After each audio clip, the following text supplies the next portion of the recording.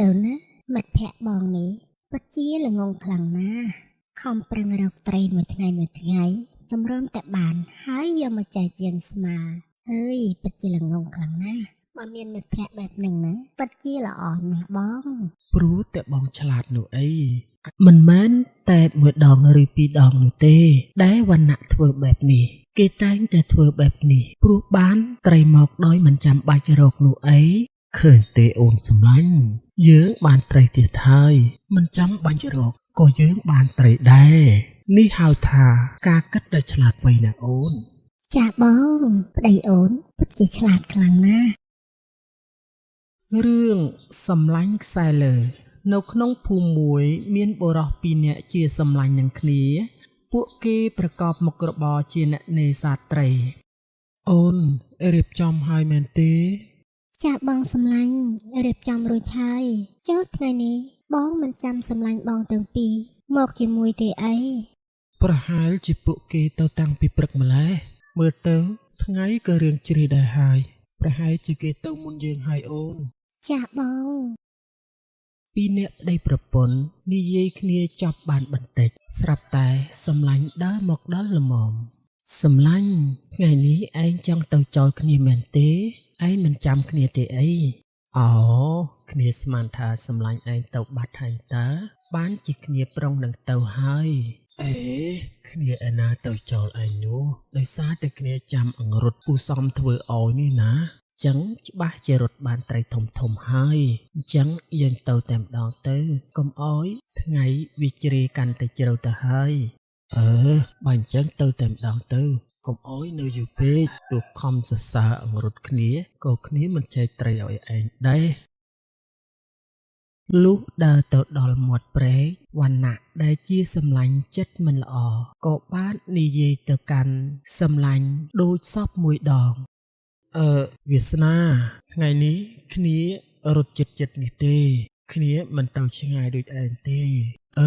នេះវណ្ណៈថ្ងៃនេះឯងមិនទៅទៀតហើយមែនទេអូគ្នាមិនទៅទេព្រោះអីគ្នានៅសល់ត្រីខ្លះដែរហើយគ្នាដូចជាអស់កម្លាំងខ្លាំងណាស់ឯងទៅរត់ឲ្យបានត្រីឲ្យបានច្រើនចុះតែកុំភ្លេចណាពេលដែលរត់បានត្រីច្រើនហើយត្រូវទៅចែកគ្នាពាក់កណ្ដាលឬហើយឬនៅសម្លាញ់បើថាអញ្ចឹងគ្នាទៅសិនហើយកុំអោយថ្ងៃកាន់តែជ្រេឯងនៅរត់ចិត្តនេះចុះបើឯងអស់កម្លាំងចេញទៅមុនបានបន្តិចប្រពន្ធនាយវណ្ណៈក៏បាននិយាយទៅកាន់ប្តីថាទៅណាមិត្តភក្តិបងនេះពិតជាល្ងងខ្លាំងណាស់ខំប្រឹងរកត្រីមួយថ្ងៃតម្រាំតែបានហើយយកមកចែកជាងស្មាអើយពិតជាល្ងងខ្លាំងណាស់បើមានមិត្តភក្តិបែបហ្នឹងណាពិតជាល្អណាស់បងព្រោះតែបងឆ្លាតនោះអីកាលមុនណាបងត្រីបានបន្តិចហើយក៏បងអោយពួកគេខ្លះឥឡូវពួកគេបងត្រីបានហើយពួកគេអោយបងជារៀងរហូតហើយបងពិតជាឆ្លាតខ្លាំងណាស់តើអូនយើងទៅដេកក្រោមដើមឈើសម្រាកដើម្បីកុំអោយហត់យើងចាំបាច់ទៅរត់ត្រីអោយហត់ធ្វើអីចាំតែចែកត្រីស្មើទៅបានហើយតើអូនចាស់បងអញ្ចឹងយើងទៅសម្រាកក្រោមដើមឈើនោះទៅចាំល្ងាចចាំយើងធ្វើចូលទឹកបន្តិចហើយក៏ទៅចែកត្រីជាមួយគេស្មើទៅនេះវណ្ណៈមិនដែលចេញទៅរកត្រីទេពីអ្នកប្តីប្រពន្ធដេកតែក្រោមដើមឈើហើយរងចាំចែកត្រីកុហកសម្លាញ់ជារៀងរាល់ថ្ងៃលោកប្តីថ្ងៃនេះយើងរកត្រីមិនបានទេតើយើងនឹងចែកសម្លាញ់ទាំងពីរដែរទេបើយើងរកត្រីមិនបានផងបើពួកគេរកមិនបានទេណាយើងក៏ត្រូវតែចែកគេដូចជាសពដងអញ្ចឹងយើងមិនអាចមិនចែកបានទេព្រោះគេធ្លាប់ចែកជាងណាអូនតែអូនគិតថាពួកគេទម្លាប់មិនល្អទេគេគិតតែសុំចែកត្រីយើងរហូតហ្នឹងគេមិនខំប្រឹងរកទេបងមិនអីទេពួកគេមិនសុំចែករហូតឯណាយើងរកត្រីបានចែករំលែកគេទៅថ្ងៃក្រោយគេបានគេឲ្យយើងវិញហើយអូនកុំគិតច្រើនអី បន្ទាប់ពីរកបានត្រីហើយនោះពួកគេក៏ឡើងមកលើគោកវិញហើយនាយវណ្ណៈនិងប្រពន្ធក៏សម្ដែងធ្វើជារត់ត្រីនៅក្បែរនោះហើយក៏សុំវាសនាចែកត្រីដោយសពមួយដងអើយ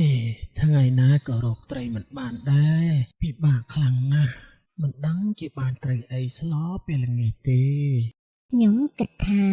សម្លាញ់ទាំងពីរច្បាស់ជាបានត្រីហើយបង អេសម្លាញ់គ្នាមកវិញហើយ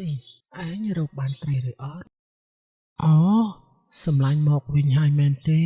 អើយគ្នារកត្រីមិនបានសោះឯងរកត្រីបានឬអត់អូគ្នារកបានតា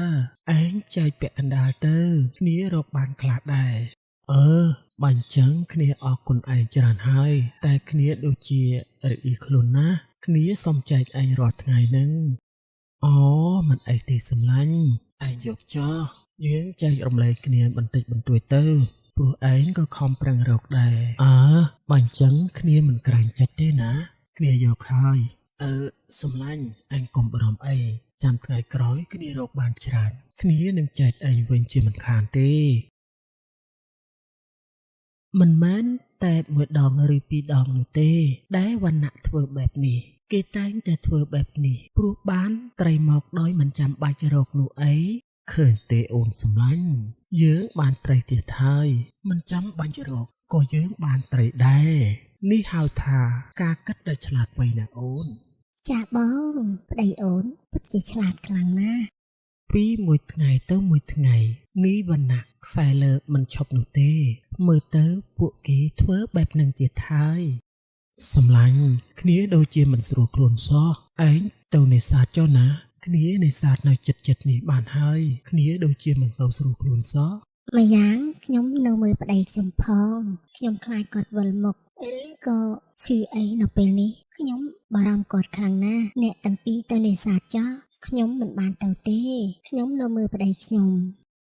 មិនអីទេសម្លាញ់បើឯងមិនស្រួលខ្លួនឬវិលមុខណាឯងនៅរត់ចិត្តនេះចុះចាំគ្នាទៅរកត្រីបើសិនជាបានច្រើនយើងនឹងចែកឯងដូចដើមអញ្ចឹងឯងកុំបារម្ភអីឯងនៅមើលសុខភាពឲ្យបានល្អចុះតើអូនយើងទៅរកត្រីលងងនោះលងងរកលេខដាក់គ្មានទេឯងទៅរកចុះយើងទៅដេកក្រោមដើមឈើចាំយកត្រីវិញមែនហើយបងសម្លាញ់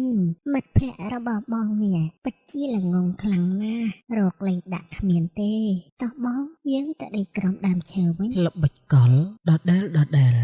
ស្មានតែគេមិនដឹងមិនត្រឹមតែល្បិចខ្ជិលដដែលទេតែលួចចំអកគេពីក្រោយខ្នងទៀតនេះជាទង្វើមិនសមរម្យទេថ្ងៃណាមួយគេនឹងដឹងជាមិនខានទេតែសម្លាញ់ថ្ងៃនេះយើងរកត្រីមិនបានសោះតើយើងនឹងមានត្រីឯណាទៅចែកសម្លាញ់ទាំងពីរអ្នកយើងទៅបងមិនអីទេអូនយើងព្យាយាមរកទៀតសិនទៅថ្ងៃក៏មិនទាន់ល្ងាចដែរយើងរកបន្តិចទៀតសិនទៅកុំទាន់អស់សង្ឃឹមអីអូនពេលនោះដែរក៏មានត្រីញីមួយក្បាលហែលកាត់នោះហើយក៏បាននិយាយនឹងខ្លួនឯងថាបន្តិចទៀតដល់ខែខ្យងក្តាមបង្កកើតពងហើយបើនៅតែមានអ្នកនេសាទរាល់ថ្ងៃបែបនេះច្បាស់ជាដាច់ពូជត្រីខ្យងក្តាមអស់ហើយមិនដឹងជាធ្វើយ៉ាងម៉េចទេខ្ញុំពិតជាភ័យខ្លាំងណាស់ត្រីញីពងមួយក្បាលនោះនិយាយមិនទាន់ចាប់ផងក៏ស្រាប់តែវាសនាបងសំណាញ់ជាប់គេតែម្ដងណែប្រពន្ធសំណាញ់បងដូចជាមានអ្វីជាប់នៅខាងក្នុងតឹងខ្លាំងណាស់ប្រហែលជាជាប់ត្រីធំហើយអូនពិតជាល្អខ្លាំងណាស់លោកប្តីបើសិនជាយើងបានត្រីណាយើងនឹងបានធ្វើម្ហូបពេលល្ងាចហើយព្រោះថ្ងៃនេះយើងនេសាទមិនបានត្រីសូម្បីតែមួយក្បាលសោះបើអញ្ចឹងខ្ញុំទាញវាសិនណាប្រពន្ធសម្លាញ់ប្រហែលជាត្រីធំហើយទាញមិនបានសោះវាដូចជាតាំងខ្លាំងណាស់